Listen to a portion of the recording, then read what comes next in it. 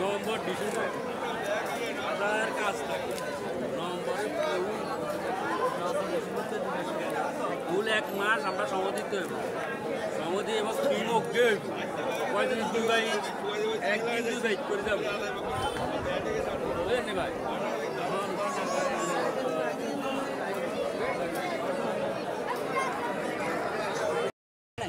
আমাদের তরুণ সমাজের বিরাট একটা অংশ ভোট দিতে পারে না, কারণ হাসিনা আসার পর থেকে, আওয়ামী লীগ ক্ষমতা আসার পর থেকে নির্বাচন কি জিনিস এই জিনিস মানুষকে, এই নির্বাচনের যে স্বাদ এটা গ্রহণ করতে দেয় নাই। নির্বাচনের যে আনন্দ উৎসব, সেই উৎসব থেকে আওয়ামী লীগ মানুষকে বঞ্চিত রেখেছে, যার প্রেক্ষিতে আজকে আমাদের দলের ভোট, কিন্তু এখানে মানুষের মধ্যে দারুণ রকমের একটা চাঞ্চল্য, একটা স্বতঃস্ফূর্ততা, একটা আনন্দ উৎসবের মতো আমাদের কাছে মনে হচ্ছে।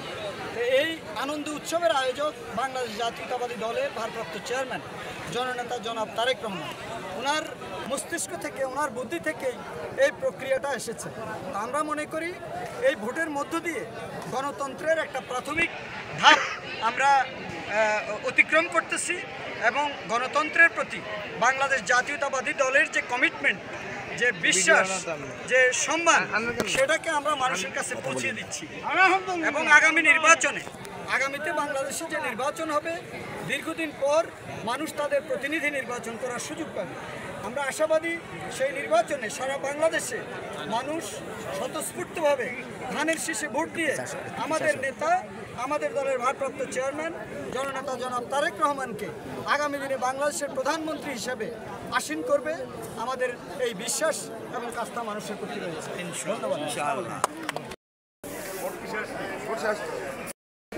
আপনারা দেখতে পাচ্ছেন লক্ষ্মীপুর জেলা বিএনপি শাহাবুদ্দিন শাহু ভাই 14 নম্বর কেন্দ্রে ভোটারদের মাঝে দেখা করতে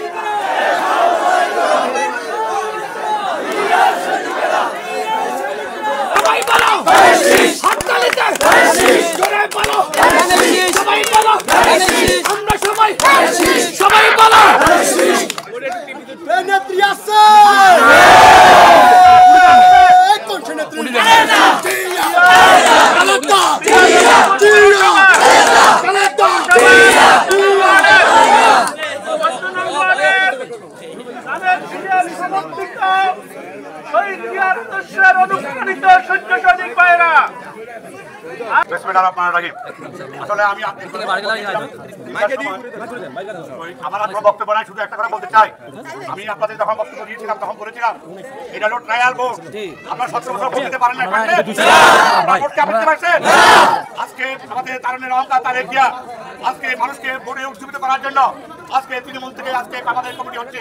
এই কমিটি দেওয়ার দায়িত্ব ছিল পৌর বিএনপি, বিশেষ কারণে তারেক সাহেবের নির্দেশে বলা হয়েছে না এই ওয়ার্ডের নেতৃত্বে তারা ভোট দিয়ে তাকে নির্বাচিত করবে, সেই হবে এই ওয়ার্ডের নেতা। ঠিক আছে, আজকে এটা আমাদের দলীয় ভোট, এখানে কোন অবস্থাতে যিনি জিতবেন তিনি আমার লোক, জিত করবেন তিনিও আমার লোক। ঠিক আছে, আজকে দলকে শক্তিশালী করার জন্য, ধানের শীষকে শক্তিশালী করার জন্য, শহীদুদ্দিন চৌধুরী আমি হাতকে শক্তিশালী করার জন্য আগামী দিনে ধানের শীষ মার্কা আমাদের এলাকায় যত মা বোন আছে আগামী নির্বাচনে সকলকে উপস্থিত করে জয় নিশ্চিত করে এই হাসিনাকে চিরতরে তার বিচার করার জন্য সুযোগ দান করবেন।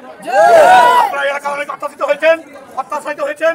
আমি আশা করি আজ একটু আগে আমাদের রানী ভাই যে রাস্তা দিয়ে আসছে, আমি ওই রাস্তা দিয়ে এখানে আসছি, ওই রাস্তা ইনশাআল্লাহ শহীদুদ্দিন চৌধুরী আমি সাহেব যদি এমপি হয়, মন্ত্রী হয়, সবার আগে 14 নম্বর ওয়ার্ডের রাস্তায় সবাই সবাইকে আগামী 7 নির্বাচনে ঝাঁপিয়ে পড়ে মানববন্ধনে ভোট কেন্দ্রে রাখার আহ্বান জানিয়ে আমার বক্তব্য শেষ করলাম। সকলকে ধন্যবাদ। আসসালামু আলাইকুম।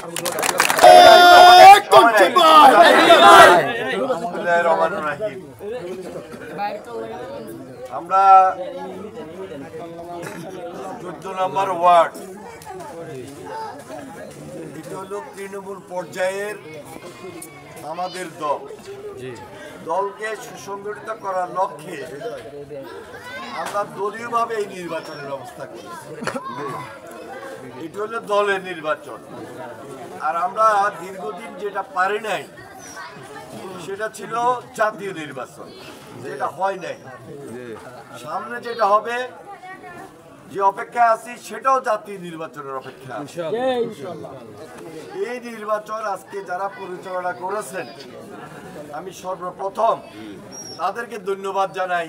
আমাদেরকে একটা উৎসব এবং আনন্দের পরিবেশ তৈরি করে দিয়েছে। এই উৎসব এবং আনন্দ গত 17 বছরে আমরা পাই নাই, করতে পারি নাই এবং সুযোগ ছিল না। তারপরও আমরা যারা এই সুযোগটা তৈরি করতে বাধাগ্রস্ত করেছে, গুম খুন করেছে, অত্যাচার নির্যাতন করেছে, তাদের বিরুদ্ধে কিন্তু আমরা আন্দোলন প্রতিনিয়ত চালাই গেছি। আন্দোলন থেকে আমরা কখনো পিছপা হই না। এবং আমাদের কোন নেতা কর্মী ঘরে না থাকতে পারলেও বাইরে লুকায় লুকায় এই আন্দোলন সংগ্রাম করেছে।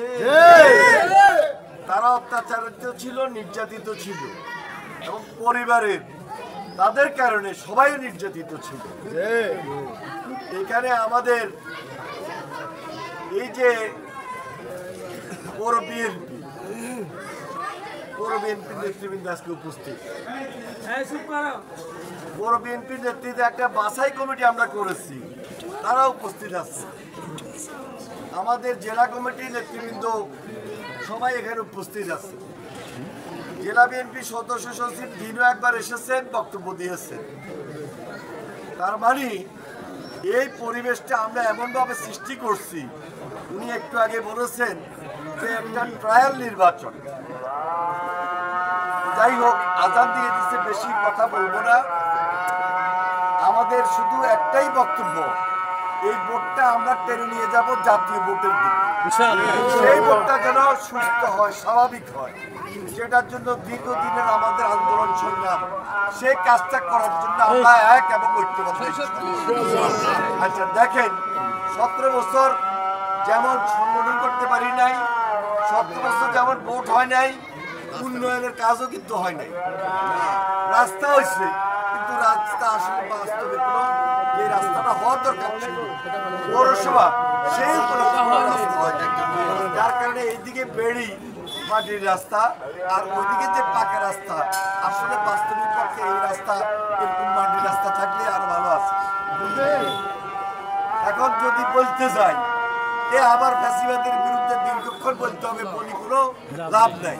এরা পালাই গেছে, এরা পালাই যাবে, এরা আর দেশে আসতে পারবে না, এদের মৃত্যু হয়েছে। এখন আমাদের কাজ, দেশ গড়ার কাজ, বিশেষ করে যারা এই জেনারেশন ভোট দিতে পারে নাই, তারা নবীন এবং প্রবীণ মিলে আমাদেরকে এমন একটা ইউনিটিতে নিয়ে আসতে হবে। আগামী ভোটে দেশের জনগণের সরকার প্রতিষ্ঠা করব এবং এই রাস্তার কাজ আমরা দায়িত্ব নিয়ে করব।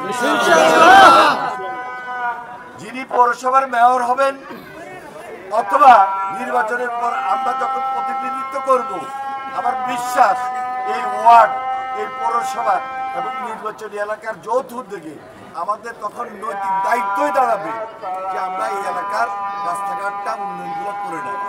আমার দৃঢ় বিশ্বাস, জনগণের সরকার যখন প্রতিষ্ঠিত হবে, এই বাংলাদেশের নেতৃত্ব দিব কে? তাহলে তারেক রহমানের নেতৃত্বে আগামী দিনে আমরা এই দেশের নেতৃত্ব দিব। এই দেশে আমরা একটি কথা বারবার বলছি, যখন এই জাতীয় নির্বাচন হবে, আমরা এককভাবে দায়িত্ব পাইলো সবাইকে নিয়ে আমরা জাতীয় সরকার প্রমাণ 31 দফার মধ্যে প্রতিশ্রুতি দিয়েছি। আজকে যারা উপস্থিত হয়েছেন, আপনাদের সবাইকে ধন্যবাদ জানাই। সকল নেতৃবৃন্দ, সকল এই এলাকাবাসী, আমাদের যারা ভোটে অংশগ্রহণ করেছে, পৌর নেতৃবৃন্দ এবং যারা অংশগ্রহণ করে আজকে জিতবেন, তাদেরকে তো ধন্যবাদ জানাই। পাশাপাশি সবাই তো জিতবে না, কেউ তো হারবে, তাদেরকেও আমরা পরবর্তীভাবে গুরুত্বপূর্ণ পদে অবশ্যই এই পৌরসভার নেতৃত্বে রেখে তাদের মাধ্যমে এলাকার অত্যন্ত দক্ষতার সহিত দায়িত্বশীলতার সহিত মধ্য দিয়ে আমরা পরিচালনা করে আপনাদের সবাইকে সংগ্রামী সালাম এবং অভিনন্দন জানিয়ে আমার বক্তব্য শেষ করছি। খোদা হাফেজ, বাংলাদেশ জিন্দাবাদ। আসসালামু আলাইকুম।